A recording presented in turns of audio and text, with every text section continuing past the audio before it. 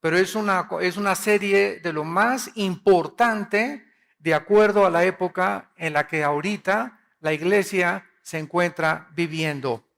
Cuando hablamos del tribunal de Jesucristo, antes de poder adentrarnos en esta investigación y en este estudio, solamente les recuerdo que cuando la Biblia menciona el tribunal de Jesucristo, no se refiere al juicio que Jesucristo tuvo, ¿verdad?, con el sumo sacerdote y con Pilato, con Caifás, sino que se refiere al tribunal donde nosotros vamos a ser evaluados y juzgados de acuerdo a nuestras obras.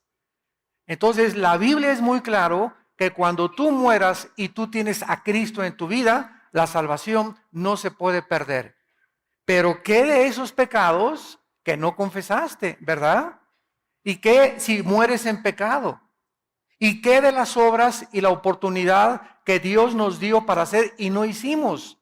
O sea, todos los cristianos vamos a ser juzgados cuando muramos. Vamos a ver cuándo, quiénes van a participar, cómo va a tener lugar, qué es lo que se va a evaluar y a juzgar, pero no vamos a ser juzgados respecto a nuestra salvación, porque nuestra salvación ya fue juzgada, ¿verdad?, y regalada en la cruz de Cristo. Así que en la cruz de Cristo lo vamos a explicar todo muy bien, desde la A hasta la Z. En la cruz de Cristo nuestro juicio se llevó a cabo hace 2000 años para todos los creyentes que hemos aceptado a Cristo como nuestro Salvador. Ya no hay condenación, ya no nos puede dos veces Dios juzgar. Entonces vamos a ser en el tribunal de Cristo ya no juzgados para la condenación eterna, porque ya tenemos la salvación, pero nuestras obras y nuestra posición de autoridad y la fidelidad que hayamos demostrado en esta corta vida que tenemos en el tribunal de Jesucristo será manifestado. Uno de los pasajes más ricos acerca de este tribunal está en 1 Corintios 3, versículo del 10 en adelante. Y dice el apóstol Pablo, 1 Corintios 3, versículo 10 en adelante: conforme a la gracia de Dios que me ha sido dada, yo como perito arquitecto puse el fundamento, otro edifica encima, pero cada uno mire cómo sobre edifica. O sea, no le dejemos todo, ¿verdad?, a los pastores, y si no he crecido porque no me han dado alimento. Todos tenemos la responsabilidad, al haber recibido el evangelio, al haber creído en él y al discipularnos, tenemos una responsabilidad de no solamente oír la palabra el domingo, sino que entre semana todos tenemos la responsabilidad de seguir comiendo en nuestra casa la palabra para edificar sobre el fundamento que está puesto en nuestras vidas, que es Jesucristo. Muy bien, dice el versículo 11, porque nadie puede poner otro fundamento que el que está puesto, el cual es Jesucristo. Y vean ustedes el versículo 12 en adelante: y si sobre este fundamento alguno edificare oro, plata, piedras preciosas, madero, heno, hojarasca, la obra de cada uno se hará manifiesta, porque el día la declarará, pues por el fuego será revelada, y la obra de cada uno, otra vez se manifiesta, cada uno de nosotros. Estamos edificando nuestra vida cristiana sobre dos clases de materiales. Las piedras preciosas, el oro, ¿verdad?, son materiales que no son combustibles, pero la madera, el heno y la hojarasca, tú les prendes fuego y si haces una casa con eso, se consume con el fuego y desaparece. Entonces, nuestras obras que son hechas en la carne son madera, heno y hojarasca. Todo lo que hayamos hecho por conveniencia, por manipulación, por necesidad o por, como dicen, voy a ayunar para que Dios me sane a mi hijo, espérame tantito. Entonces, ¿qué Dios es un Dios falta de misericordia que está esperando para que, y le digas, mira, Señor, tengo 3 días sin comer, ¿ya te puedes compadecer de mí, Señor? ¿Ahora sí me puedes sanar a mi hijo? Dios no es ese Dios, no es el Dios que la Biblia anuncia. El ayuno no es para torcerle la mano a Dios o para forzar a Dios a que encuentre un trabajo, voy a ayunar. Para que mi esposa regrese, voy a ayunar. Ayunamos para poder tener un tiempo a solas con Dios y discernir su voluntad y su dirección.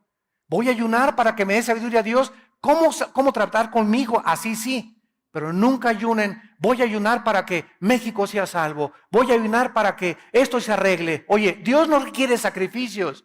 Discúlpame. Dios no quiere ya sacrificios. Quiere obediencia. Y nuestra obediencia es la mejor manera en la que Dios contesta nuestras oraciones inmediatamente. Entonces, aquí se nos habla que estamos edificando con diferentes materiales nuestra vida. Versículo 14. Si permaneciere la obra de alguno que sobre edificó, recibirá recompensa. O sea, en el tribunal de Cristo, cada uno de nosotros vamos a estar delante de Él. Él va a estar en una tarima como esta. Vamos a ver que la palabra que se tradujo tribunal es la palabra griega bema, con B de burro. Bema, que significa el podium donde los jueces en las olimpiadas griegas les entregaban a los atletas las medallas de oro o las coronas de olivo. Entonces era como un podium donde se formaban todos los atletas que habían sido vencedores. Y ahí en ese podium les entregaban su corona de olivo. Este podium en la Biblia se llama el bema en el griego. Pues va a haber un podium igual, vamos a estar todos formados y cada uno de nosotros, cada uno vamos a ser juzgados individualmente. A cada uno de nosotros Dios va a manifestar lo que hicimos, lo que dejamos de hacer, nuestra fidelidad, nuestra hipocresía, lo que escondimos debajo del colchón, etcétera, etcétera. Ahí será manifestado públicamente en la luz. Y cada quien va a recibir lo que haya hecho o lo que haya guardado para Dios. Si la obra, versículo 15, de alguno se quemare, él sufrirá pérdida. Si bien él mismo será salvo, aunque así como por fuego. ¿No sabéis que sois el templo de Dios y que el Espíritu mora en vosotros? Si alguno destruye el templo de Dios, Dios le destruirá a él, porque el templo de Dios, el cual sois vosotros, santo es. Vean ahora 2 de Corintios, capítulo 5. 2 de Corintios, capítulo 5, versículo 10. Vamos a tratar de leer algunos versículos para establecer nuestro fundamento teológico. 2 de Corintios 5, 10. Porque es necesario que todos nosotros, cuando Pablo dice todos nosotros, ¿de qué está hablando? De los cristianos. Aquí no está incluyendo a los no cristianos. Lo vamos a ver más adelante. Es necesario que todos nosotros, está hablándole a la iglesia, comparezcamos, y ahí está el bema, que se tradujo el tribunal de Jesucristo, para que cada uno reciba según lo que haya hecho mientras estaba en el cuerpo, sea bueno o sea malo. En este tribunal, en este juicio de los cristianos, todos nosotros vamos a recibir lo que hayamos hecho mientras estábamos en esta corta vida, desde que te convertiste hasta tu muerte. Ya antes de nuestra conversión, ningún pecado, que abortaste 5 veces, que mataste a 30 personas, que te decían la leona de Santa Julia, que te decían, ¿verdad?, lo peor. Antes de nuestra conversión, todos nuestros pecados han sido eternamente borrados. De nuestra conversión a nuestra muerte, nuestras obras comienzan a ser tomadas en cuenta. No para nuestra salvación, insisto, como lo acabamos de leer, sino para la pérdida o la ganancia de las recompensas y las posiciones de autoridad que vamos a tener.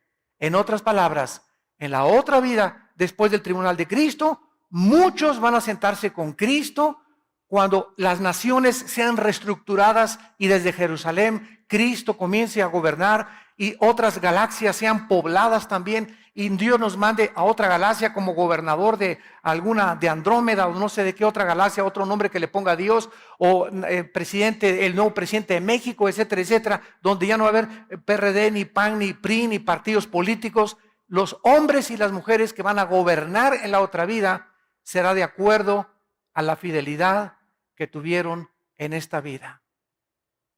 Por eso 1 Corintios 15:58 dice el apóstol Pablo: hermanos, no os canséis de hacer el bien, porque a vuestro tiempo segaréis.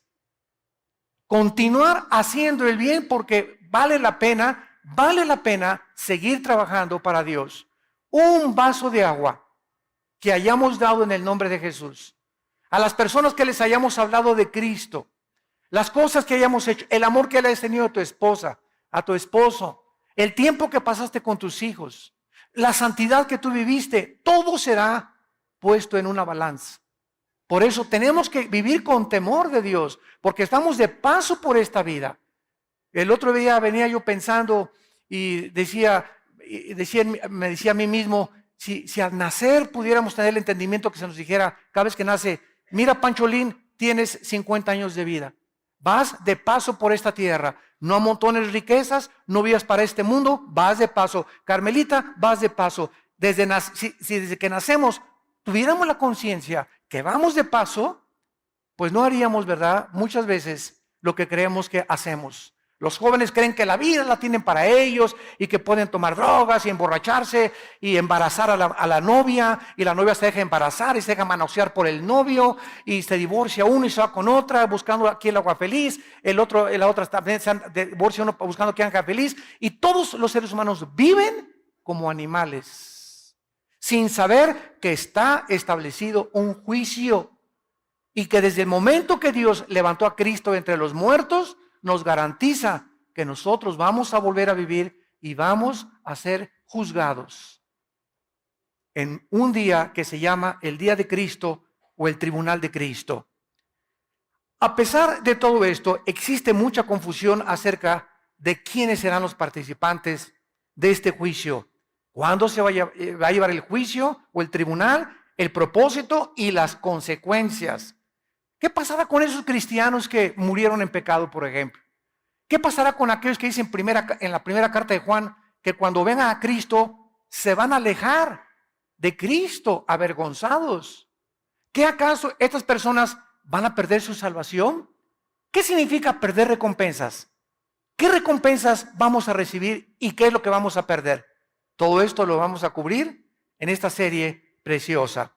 Muy bien, en este tribunal no habrá, vuelvo a insistir, ninguna condenación ni castigo judicial para los pecados de los cristianos confesados o no confesados.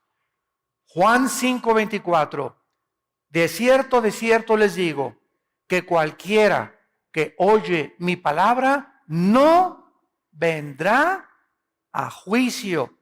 ¿A cuál juicio se refiere? Al juicio final del gran trono blanco, Apocalipsis 20, del 11 al 15. Este es otro juicio de los incrédulos. Vamos a mencionar también ese juicio. Cualquiera que oye mi palabra y crea al que me envió, no vendrá a condenación. Esa palabra condenación, crino, con K, en el griego significa juicio judicial, condenatorio o sentencia. Cualquiera que crea en mí y me acepte como su Salvador, jamás podrá ser condenado dos veces. ¿Por qué? Porque yo ya pagué por todos tus pecados en la cruz del Calvario. Y si hubiera algún pecado en tu vida por el cual se tiene que pagar, Cristo tendría que volver a morir dos veces.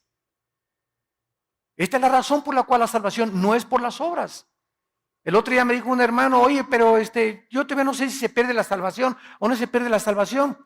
Le dije: cuando Cristo murió, ¿por cuántos pecados murió en la cruz? ¿Por tus pecados pasados, presentes o futuros? Él mismo me lo contestó: murió por mis pecados pasados, presentes y futuros, porque él dijo: concluido está, terminado está, se acabó, no hay nada más que agregarle a su muerte en la cruz. Entonces, si muero en pecado, me dijo él, me voy al cielo. Le dije: sí, te vas al cielo, claro que te vas al cielo, pero ¿sabes una cosa? Después vas a ser en el tribunal de Cristo, vas a enfrentar esos pecados. Y vamos a ver en esta serie cuáles son las consecuencias de cristianos que creen que como no se pierde la salvación, pueden vivir con libertad o con libertinaje. Dice Gálatas 5:10, a libertad fuimos llamados, solamente que no usemos como ocasión de pecar la libertad que Dios nos ha dado. Romanos 6, que pues pecaremos para que la gracia de Dios abunde, de ninguna manera, dice el apóstol Pablo, porque los que hemos sido bautizados en Cristo, hemos sido bautizados en su muerte, en su sepultura y en su resurrección. Cualquier persona que diga, como no se pierde la salvación, voy a pecar, esa persona no es salva. Porque cuando eres salvo, esa gracia de Dios que nos es impartida por el Espíritu Santo, nos mueve a no querer pecar. Pecamos porque estamos en un cuerpo imperfecto y no hay nadie que no haya pecado más que Cristo. Pero cuando la gracia de Dios está en tu vida, ya no quieres pecar. Y cuando pecas, lloras y te frustras y te amargas y te sientes mal. ¿Qué hice, Dios mío? Antes de que tuviéramos a Cristo, pecabas como si comieras una concha, te la metes a la boca, te limpias la boca y dices, no he hecho nada. Dormías, ¿verdad? Como si nada. Y seguías pecando y pecando y pecando y matabas y fornicabas y pornografía y no tenías ningún sentimiento de culpa en tu corazón. ¿Por qué? Porque no tenías al Espíritu Santo. Pero cuando recibimos a Cristo, el Espíritu Santo entra a nuestra vida para convencernos, para no dejarnos ya tranquilos. Dice en Efesios, no apaguéis la obra del Espíritu Santo. Porque hay cristianos que si siguen pecando y siguen pecando y siguen pecando, llega un momento en que el Espíritu Santo, dice desde Génesis 6, mi espíritu no contenderá contra el hombre. El Espíritu Santo te deja, lo apagas dentro de ti. O sea, ¿qué significa que se apaga el Espíritu Santo? No significa que perdemos la salvación, significa que le quitamos el poder que Él nos quería dar para vivir para Dios. Las fuerzas que Él nos quería dar, las perdemos. El valor que Él nos quería dar para testificar, lo perdemos. Y como somos cristianos y vivimos en pecado, comenzamos a vivir tristes, frustrados, amargados, porque la persona más miserable de este mundo no son los no pecadores, sino los cristianos que viven en pecado. Porque viven con un pie en el mundo y con un pie con Cristo. Y como el Espíritu Santo no los deja y su conciencia los atormenta, viven miserables. Porque saben que lo que están haciendo es malo, pero no quieren dejar el pecado y no creen que el poder de Dios es más grande para ayudarnos a salir del hoyo en que muchas veces podemos caer. Veamos ahora en Hebreos capítulo 10 estas verdades que acabamos de enunciar en este momento para ir con la Biblia paso por paso en esta preciosa serie, El Tribunal de Jesucristo. Me encanta esta serie porque es una doctrina que une a la eclesiología con la escatología. La doctrina del Tribunal de Cristo, ahorita me explico, une la eclesiología, que es el estudio de la iglesia, con el estudio de las profecías. Porque la eclesiología nos motiva a vivir una vida santa. Cuando conoces qué es la iglesia y que somos partícipes del Espíritu Santo, nos motiva. Y la escatología, porque cuando sabemos que lo que hacemos va a tener consecuencias eternas, pensaríamos dos veces antes de hacer lo que muchos de ustedes están haciendo. Muchos de ustedes pecan, muchos de ustedes tienen amantes, muchos de ustedes se acuestan con su novio. ¿Sabes por qué? Porque no tienen el temor de Dios. Si tú tuvieras el temor de Dios en tu corazón, no harías lo que haces a escondidas. Si tuvieras el temor de Dios, no harías lo que haces cuando nadie te ve. Pero como no hay un temor de Dios en tu vida, haces creyendo que te vas a salir con la tuya. Este fue el pecado de los líderes en el Antiguo Testamento. Dios no nos ve. Y cuando perdemos la conciencia de que Dios sí nos está viendo, mis párpados examinan a los hombres, dice uno de los salmos. Mis ojos ven, mis párpados examinan. Los caminos del hombre están delante de los ojos de Jehová. Proverbios 3, y Él considera todas sus veredas. Proverbios 6 también. Entonces, cuando estamos conscientes de eso, nos damos cuenta que no podemos escaparnos de Dios. y que tenemos que acudir a su gracia y a la misericordia para que podamos tener el poder de no pecar. Porque separados de Él, nada podemos hacer. Nos separamos de Cristo y perdemos la fuerza, apagamos al Espíritu Santo, comenzamos a vivir tristes porque necesitamos el poder de Dios. No somos suficientes, ninguno de nosotros, para vivir la vida cristiana en nuestras propias fuerzas. Dice en Hebreos 10, versículo 10. En esta voluntad somos santificados. O sea, la palabra santificado significa puestos aparte, separados del mundo. En la voluntad de Dios, nos ha Dios separado del mundo mediante la ofrenda del cuerpo de Jesucristo hecha una vez para siempre. Hecha una vez para siempre. Estos versículos me encanta enseñárselos y lo digo con mucho respeto a los curas católicos. O cuando tengo debates en la televisión con obispos o con personas de otra religión, ¿verdad? Porque siempre les pregunto, ¿qué es la misa? El 99% de las personas a las que tú les preguntes qué es la misa, no saben contestarte. O si te contestan, te van a decir, ¿es la Eucaristía? ¿O es ir allá y persinarse?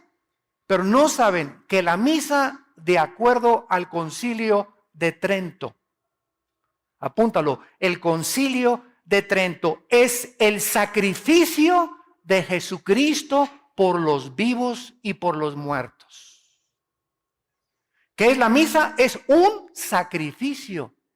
Cuando el cura entra al altar, dice, introibo al altare Dei, en latín. Me introduzco al altar de Dios. Introibo al altare Dei, letiu quetificatet juventutem meam, dice en latín. Me introduzco al altar de Dios a ofrecer sacrificio por los vivos y los muertos. De ahí las misas, las has oído, gregorianas. ¿Han oído ustedes de las misas gregorianas? ¿Qué son las misas gregorianas? Se murió don Pancho. Ya que se muere, vamos a pagar a la iglesia para que le den una misa gregoriana, o sea, para que lo ayude a salir del purgatorio. Otra vez, vuelven a sacrificar a Cristo y con ese sacrificio, don Pancho ni nos oye. Pero estamos haciendo otro sacrificio, Dios, para que tengas misericordia, y don Pancho, si tenía 15,000 años en el purgatorio, que sean 10,000. Y si tienes dinero, le das 10 misas gregorianas y lo sacas en un mes a tu pariente. Cuando nosotros, amados santos, seguimos esta línea de lógica elemental, nos damos cuenta que perdida está la gente en la ignorancia. ¿Por qué lo hacen? Lo hacíamos nosotros porque no conocíamos las sagradas escrituras. En el Antiguo Testamento, los sacerdotes levíticos tenían la consigna, ellos sí, de ofrecer los sacrificios por el pueblo. Viene Cristo y se acaba el sacerdocio levítico. Y la iglesia romana se brincó la cruz y continuaron y han perpetuado el sacerdocio levítico, que ya no existe. Han hecho a un lado la cruz de Cristo y siguen ellos tratando de ser intercesores por nosotros. Y ya no hay, y dice en la Biblia católica y en cualquier Biblia, 1 Timoteo capítulo 2, no hay más que un intercesor entre Dios y los hombres, un mediador, Jesucristo hombre. Y lo dice Hebreos, el sacrificio de Cristo fue hecho una vez. Ellos, en cada realización de la misa, siguen matando a Cristo. Lo siguen ofreciendo. Esto es cuando levantan la Eucaristía y comienzan a hacer todo. Entonces se acerca la gente y les dan la hostia, que se llama la doctrina de la transubstanciación, donde bajo la bendición del sacerdote católico convierte eso en la sangre y en el cuerpo de Jesucristo. Y cuando la persona la toma, está recibiendo a Cristo. De lunes a viernes se le sale y lo vuelve a tomar el domingo. ¿Y qué dice la Biblia, verdad? Juan 1:12, a los que le recibieron, nos dio la potestad de ser hechos hijos de Dios. Lo recibimos una sola vez. Pero ellos, como creen que se sale, hay que volver a invitarlo y volver a sacrificarlo y volver a sacrificarlo y volver a sacrificarlo y volverte a dar a Cristo y volver a sacrificarlo y ven para acá para que vuelvas a recibir a Cristo, porque no saben que Él vive eternamente en nosotros. Dice en Efesios 1:13 y 14 que hemos sido sellados con el Espíritu Santo hasta el día de la redención, hasta el día de la resurrección. ¿Cómo nos ilumina la Biblia, verdad? Es maravillosa. Ahora viene el versículo 12, de ahí mismo de Hebreos 10, versículo 12. Pero Cristo, habiendo ofrecido otra vez, lo mismo dice el Espíritu Santo, una vez para siempre, un solo sacrificio. Cura católico que me escuchas, con mucho respeto, no quiero abusar, ¿verdad?, de este conocimiento, pero ya deja de sacrificar a Cristo. Ya no vuelvas a celebrar misa si me estás escuchando, porque estás diciéndole que el sacrificio de Cristo no fue suficiente. Hecho una vez para siempre, un solo sacrificio por los pecados, se ha sentado a la diestra de Dios. Versículo 13, de ahí en adelante, esperando hasta que sus enemigos sean puestos por estrado de sus pies, porque con una sola ofrenda, otra vez, una vez para siempre, una vez para siempre, una sola ofrenda, con una sola ofrenda, con el sacrificio de Cristo, bastó para hacernos. ¡Qué tremenda revelación! Perfectos. La muerte de Cristo nos ha hecho perfectos para mientras estamos aquí en la vida. ¿Dice eso? Temporalmente. ¿Dice eso? A lo mejor tú traes la Biblia del Mormón. Nos hizo perfectos para siempre. La pregunta es, ¿somos perfectos? No. En nuestra actividad y en nuestra conducta, pero posicionalmente en el cielo nos ha bendecido con toda bendición espiritual. Estamos, Efesios 2, sentados ya con Cristo, descansando ya de que no tenemos que hacer nada, ni buenas obras, ni sacrificios para nuestros pecados, sentados con Él, esperando hasta que todo sea resuelto en este mundo. Y mientras tanto, aquí en la tierra estamos santificándonos, estamos llevando a cabo nuestra santificación. Se los voy a poner con otro ejemplo más claro.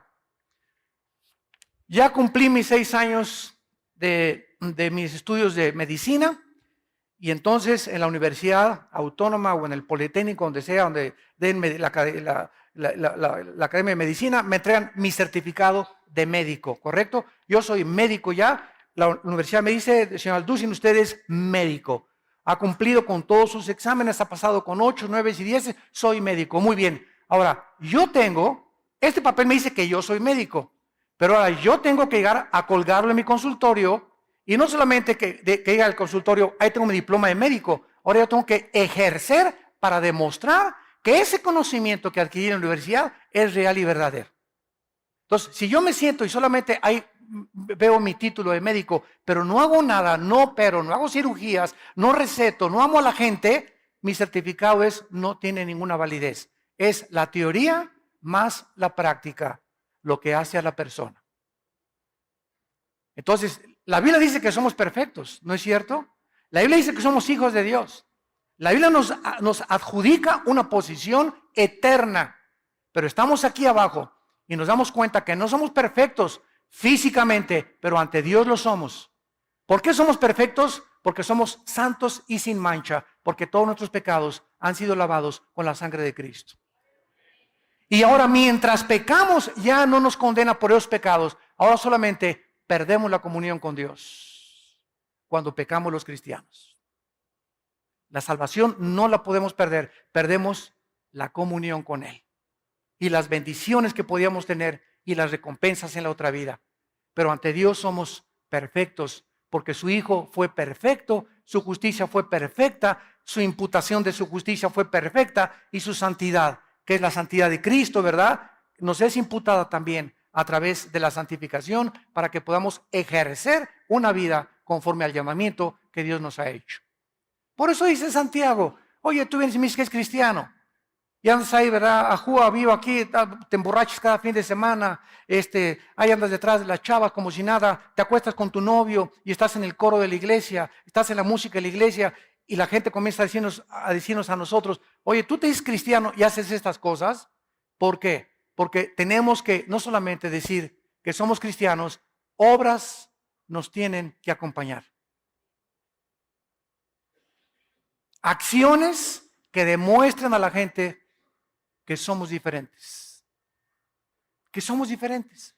No, don Pedro, ya no me echo ya no me emborracho con usted. Ay, sí, porque ya no eres charrasqueado. No, pues ya, exactamente, Cristo me salvó. Oye, que todas mis amigas se acuestan con sus novios, pero yo no. Ahí sí eres la Santa Rita de Casia, ¿verdad? Díganme lo que quieran, pero yo conozco a Cristo y eso se llama fornicación delante de Dios. Y no quiero tener el temor de Dios en mi vida.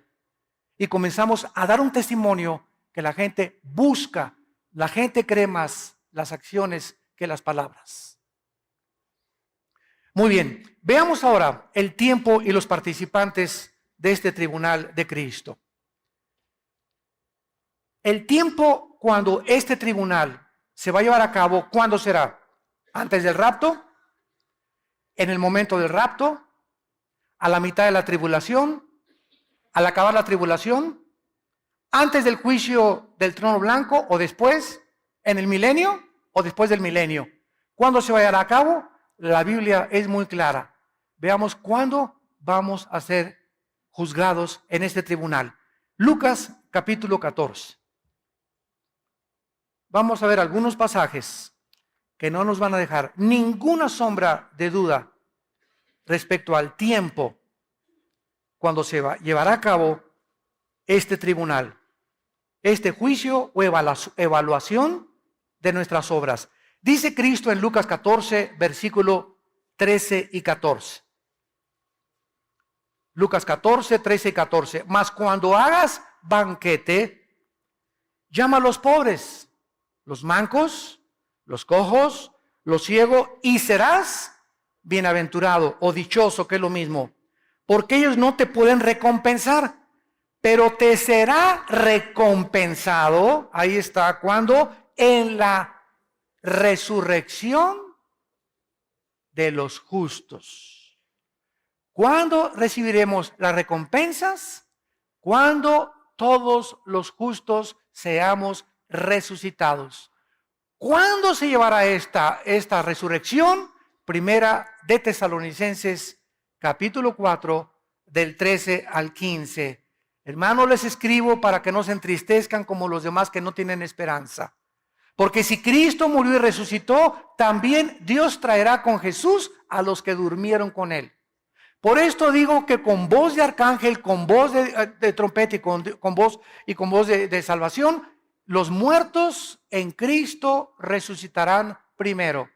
Luego nosotros, los que quedamos, seremos arrebatados juntamente con ellos y así estaremos para siempre con el Señor.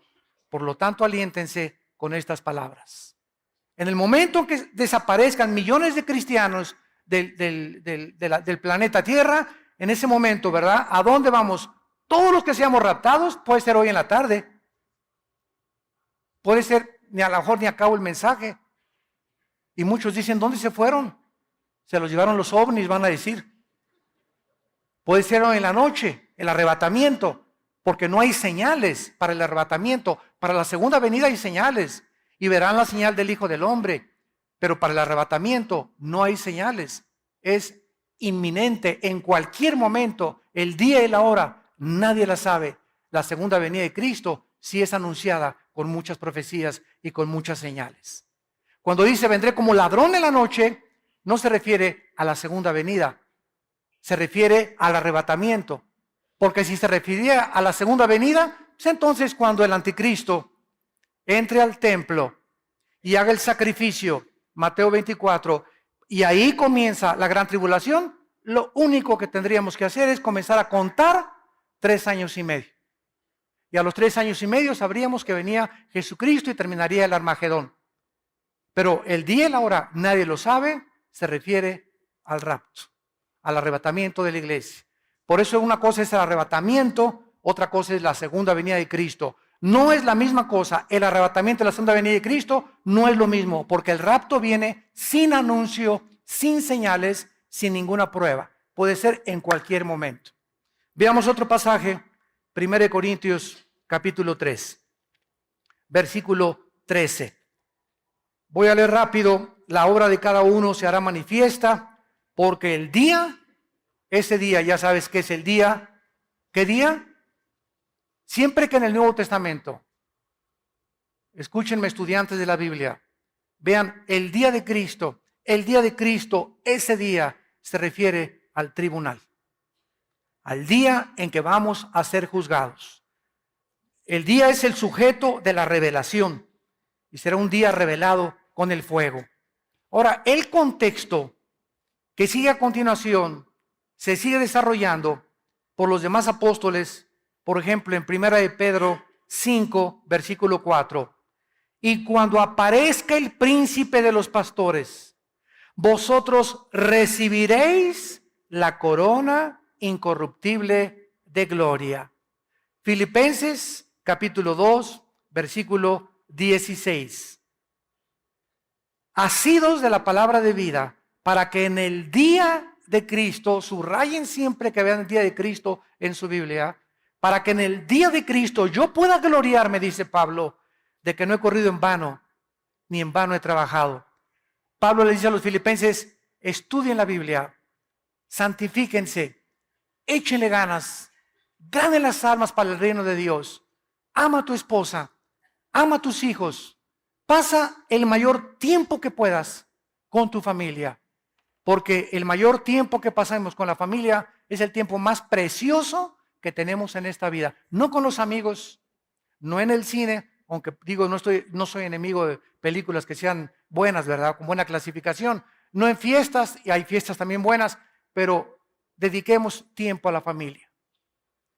Yo ahora mis viajes a Colombia, Honduras, Estados Unidos, etcétera, etcétera, me encuentro con que muchos pastores llegan y sus esposas, hermano, Alducin, dígale a mi esposo que me saque por lo menos una vez al año de vacaciones. ¿Cómo, hermana? ¿Que ustedes no tienen vacaciones? Pues es que mi esposo dice que tiene que ganar muchas almas para Cristo. Y está muy ocupado en la obra de Dios. Y le dije, ¿sabe una cosa? Su esposo ya se fue al extremo. Porque usted es la principal obra de Dios en su esposo. Porque nuestra esposa es nuestra principal oveja. Entonces podemos ganar el mundo y ser obscuridad en nuestra casa. Candil de la calle, oscuridad de la casa. Y así hay muchos muchachos también. Por acá y por allá, iban a los campamentos y todo, y llegan a su casa, no se obedecen a sus papás, no se someten a los papás, no les dan buen testimonio, tienen mal testimonio en la escuela, pero eso sí, aleluya, gloria a Dios en los campamentos, y gracias a Dios que van a los campamentos, pero quiero que entiendas que lo que Dios aprecia es la vida en la familia. El matrimonio es el gimnasio del hogar. Hermanos, que usted no sabe la cara de dinosaurio de mi esposo. Vete acostumbrando porque el diablo la tiene peor, le digo. Es que usted no sabe que mi esposa, esto y el otro, es que precisamente el estar aguantando eso de tu esposa te está fortaleciendo. El estar aguantando eso de tu esposo te está fortaleciendo, te está blindando, te está dando carácter, te está dando paciencia, te está dando visión, te está acercando más a Dios. Estás tratando de ya llorar por Dios, Padre Santo, te pido, te ruego. Todas estas cosas, esas presiones que tenemos, esos sufrimientos en el matrimonio, con los hijos, en la familia, sirven para formar nuestro carácter. Santiago 1, del 2 al 4. Tengan por sumo gozo cuando el dinosaurio te ladre. En el lenguaje de zapoteco. Tengan por sumo gozo cuando se hallen en diversas pruebas. Ay, hermano, no saben qué prueba me encuentro. Esas pruebas son una bendición. Me corrieron de mi trabajo, es una bendición porque mientras no ha sido por robo ni por fraude, Dios tiene lo mejor para ti. Dios está probando tu confianza en Él. Tengan por sumo gozo cuando se hallen en diversas pruebas, sabiendo que la prueba de vuestra fe produce paciencia. ¿Y para qué quiero paciencia, Señor? Porque si no tienes paciencia, Hebreos 6 y Hebreos 10, nunca recibirás nada de Dios. Sin paciencia te vas a casar antes de tiempo. Sin paciencia vas a comprar un coche cuando no era el tiempo de Dios.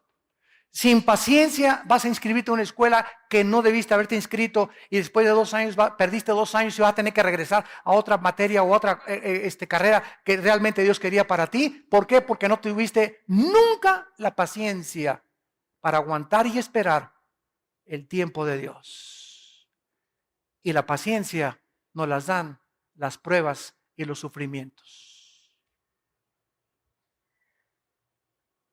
Para que comiences a conocer los caminos del Altísimo Gobernante del universo.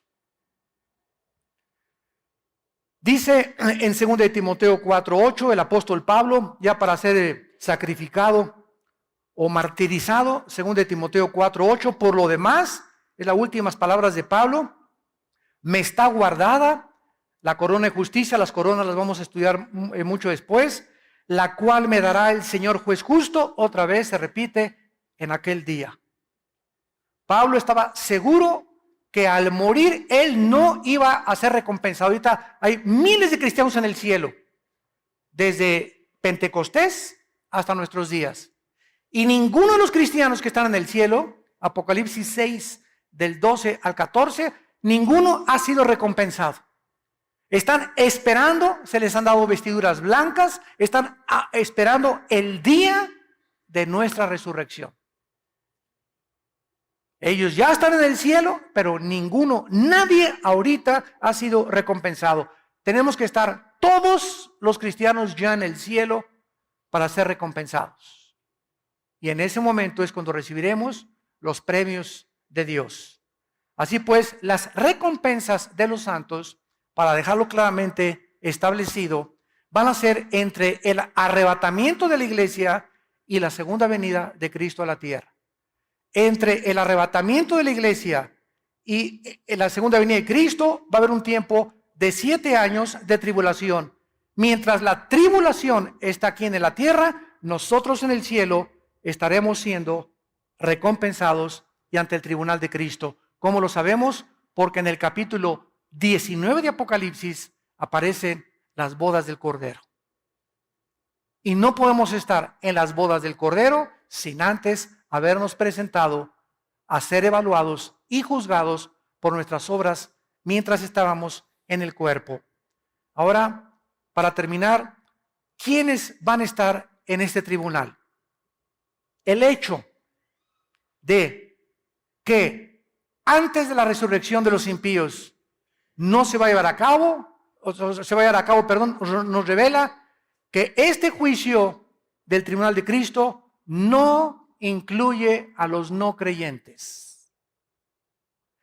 El tribunal de Cristo, el día de Cristo, el bema de Cristo, solamente los cristianos vamos a estar en este tribunal. Los no creyentes, cuando terminen los 7 años de tribulación y Cristo regrese al mundo, vamos a entrar a 1000 años, a un periodo de 1000 años de vacaciones aquí en la tierra, Isaías 65 y 66, Apocalipsis 20 y 21, y después del milenio, Apocalipsis 20 del 11 al 15, los no creyentes serán presentados, serán abiertos los libros de Dios y pasarán todos los no cristianos y ninguno va a estar hincado, estarán parados delante de Dios y serán echados al lago de fuego que arde con fuego y con azufre, que es la muerte segunda. En ese juicio, del juicio del gran trono blanco, nosotros ya fuimos juzgados por nuestras obras, no por la salvación, pero en el juicio de los no cristianos después del milenio, nosotros seremos el jurado. Los ángeles y los querubines estarán en el cielo cósmico de Dios y Dios demostrará que Él no va a mandar a nadie al infierno. ¿Cómo? Sí, se fueron solitos.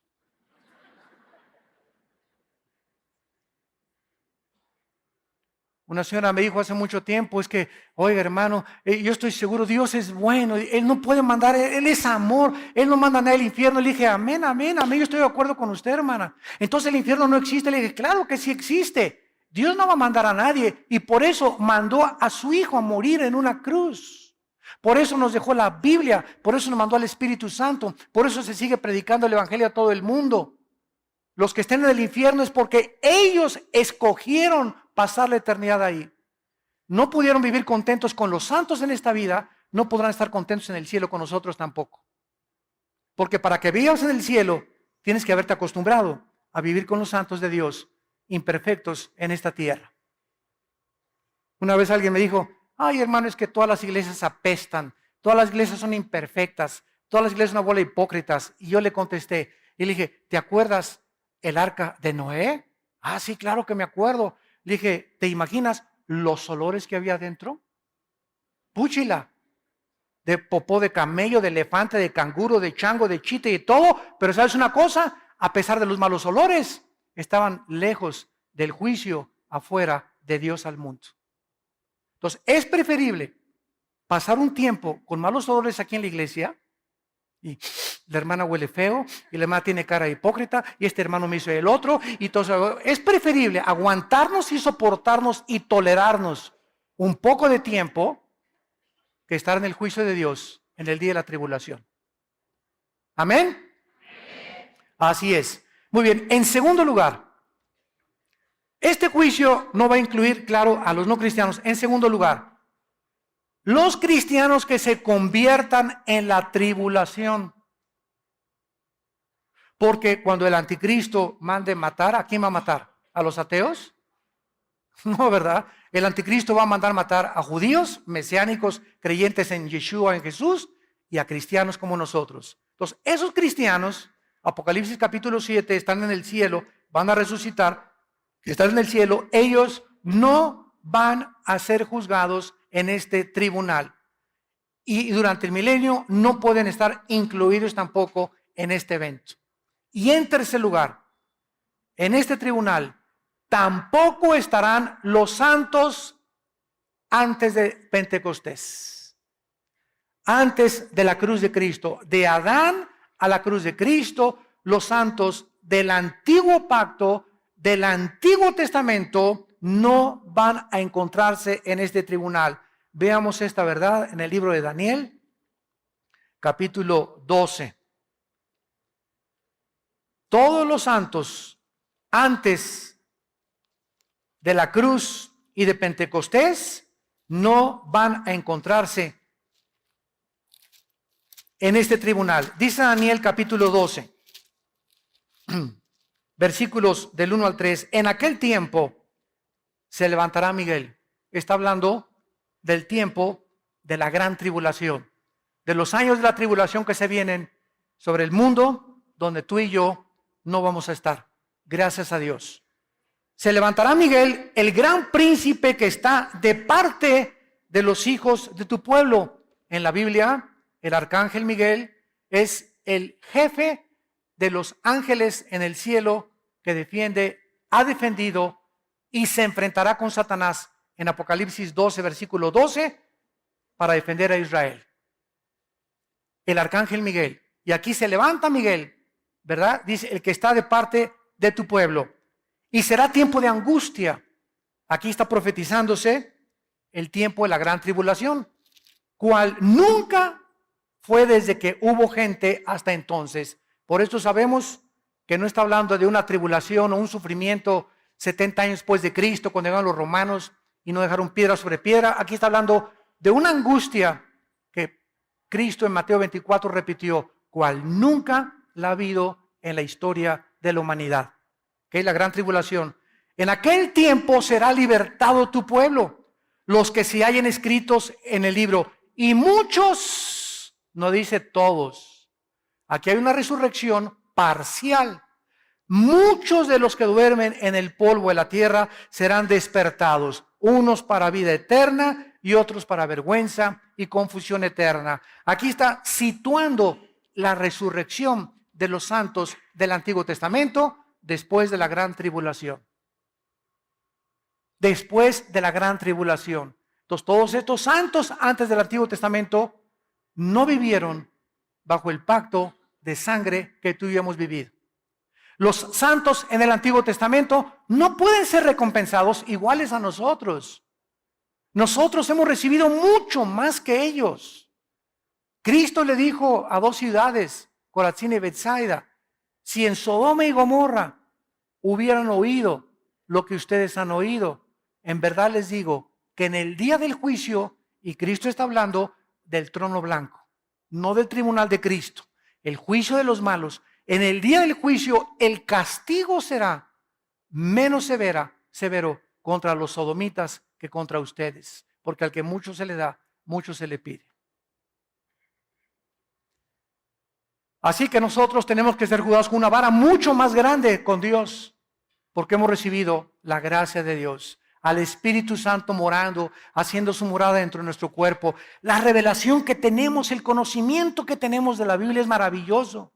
El otro día vi que un predicador dijo, es que no es necesario meterse que si los ángeles se metieron con las mujeres, que si esto y el otro, que si la salvación se pierde, hay que ganar las almas para Cristo. Espérame tantito, compañero, en las tribulaciones y el misterio de Cristo. Tenemos que estudiar toda la Biblia. Tenemos que enseñar toda la Biblia. No podemos concentrarnos solamente en algo. Qué lindo se oye. ¿Vamos a ganar las almas? Pues claro que las ganamos.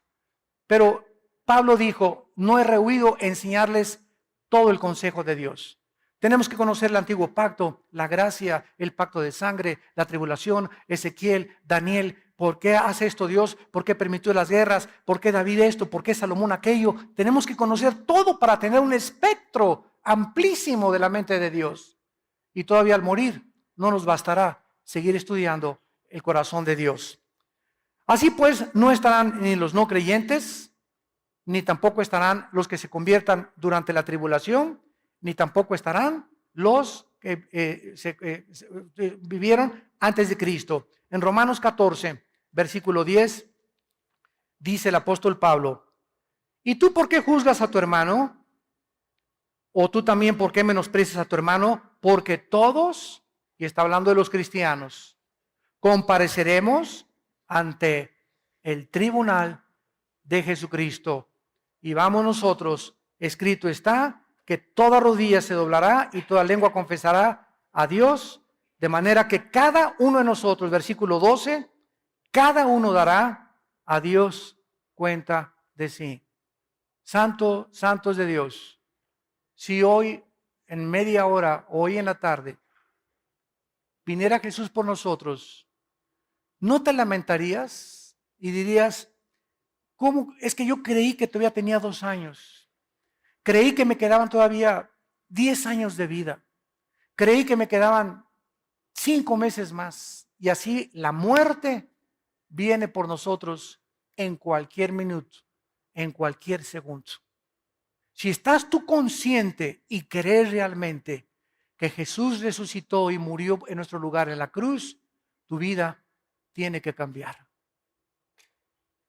Tu vida tiene que ser transformada por su poder. Tienes que vivir para Cristo y darle valor a las cosas que Dios les da valor. Tienes que desechar a las cosas que Dios les llama pecado. Tienes que enfrentar el mundo con una nueva perspectiva, con una nueva visión de qué es lo más importante. Es importante tu carrera, es importante lo que tú buscas, es importante que seas deportista. Todo es importante en la vida porque nos sirve en la vida. Pero pon en primer lugar a Dios en tu corazón. Pon en primer lugar a Dios en tu vida. Busca en el reino y su justicia y todas las demás cosas Dios te las dará por añadidura. No pongas a tu novia en primer lugar, ni a tu esposa en primer lugar, ni siquiera a la esposa o a tu esposo, ni a tus hijos. Pon a Dios en primer lugar. ¿Por qué? Porque tu novia o tu novio, tu esposo o nuestros hijos no son para siempre. Algún día se va a morir tu mamá, tu esposo, tu esposa, tu hijo, tu perro, tu gato, tu loro, tu cotorro.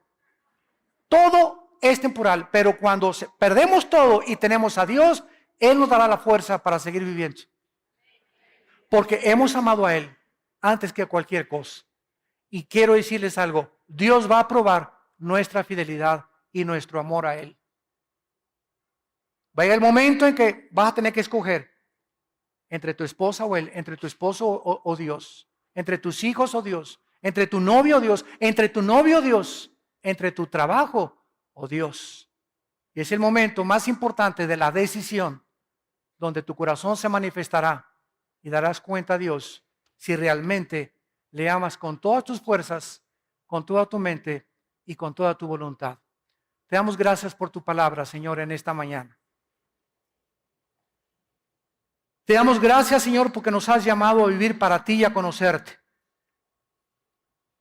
Porque no podemos poner otro fundamento sobre nuestra vida, el cual es Jesucristo. Y sobre este fundamento tenemos que edificar oro, plata y piedras preciosas.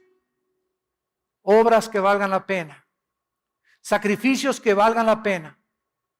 Palabras que valgan la pena de bendición a la gente que nos rodea. Y mantener nuestra integridad delante de tu trono. Porque la obra de cada uno de nosotros, todo lo que hayamos hecho, será juzgado, será evaluado en el tribunal de tu Hijo Jesucristo, quien murió y resucitó para que nosotros ya no vivamos para nosotros mismos. Porque si vivimos, para Él vivimos, y si morimos, para Él morimos.